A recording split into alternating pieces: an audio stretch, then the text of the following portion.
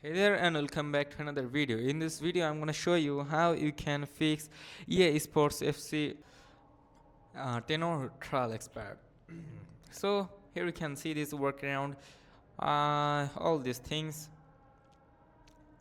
So if you want to solve this problem, I will show you how you can do it. So first of all, you have to simply launch your FC25 game, and after opening it, at the top right corner you have to tap onto settings.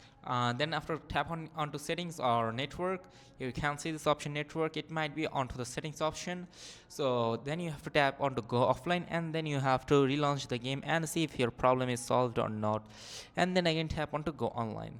So this is the quickest way to solve your problem, and if this problem does not solve, you can still contact with their customer support and they might resolve it. So this is how you can solve your problem, and if this video is helpful, do not forget to like and subscribe to the channel, and also make sure to check the link in the description box or in the pinned comments.